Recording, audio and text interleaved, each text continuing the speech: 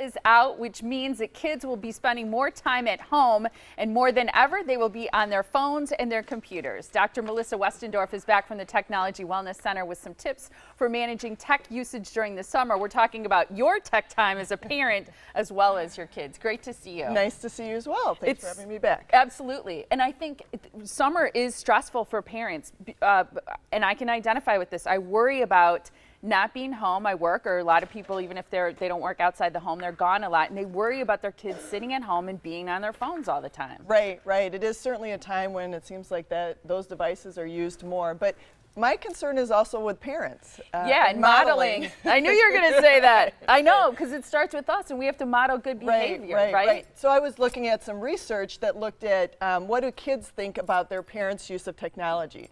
And let me tell you, overwhelmingly, we are hypocrites in our kids' eyes.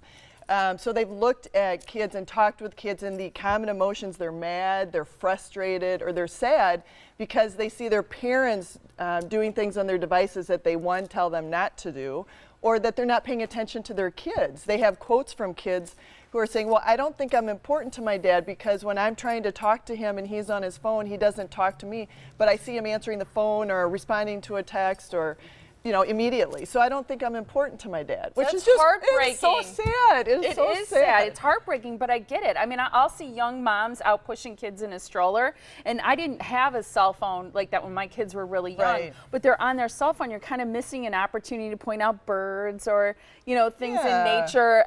But I get it. I think when we have it, we use it. And we tend to answer it and respond to texts and phone calls and things like that. Right. And exactly. And some people work from home, or some people are just, that's when they talk to if they're staying at home with their kids, they want to keep and communicate with adults as well. So I get all that, but we do have to monitor it because they're watching us. That's the key, I think. So let's talk a little bit, maybe break it down by age on what your suggestion might be, because here's the thing, that if you feel bad about it, it's okay. There's always time to change it, right? Oh, and absolutely. Part of it is just making it conscious for us and being aware of it and then trying to make those changes. Yeah, absolutely. Okay.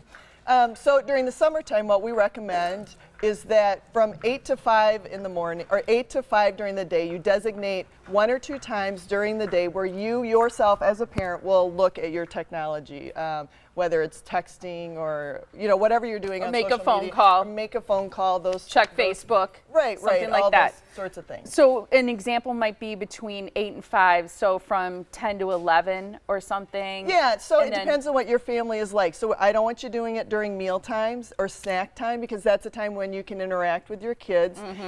What's really good is if you're going to let your kids use technology for, let's say, an hour a day, break it up. Do a half hour in the morning, half hour in the afternoon, and that's your time too, so everybody does it together. Yeah, that's the key too, is probably everyone participating, like you said, so that there are those times you get used to, you get in the habit of designating a time to look at your phone or your computer or whatever.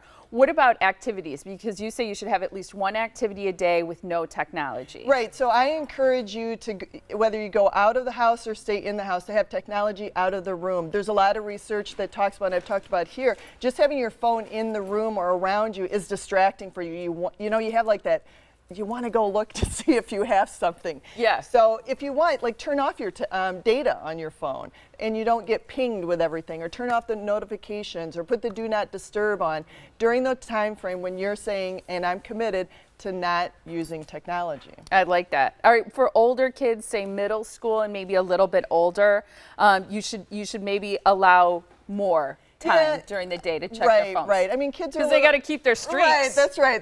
They got to keep their streaks going, and they, that's how they communicate with other middle schoolers or early high school. So I get that. They can do that, but again, encourage them, one activity a day, no device.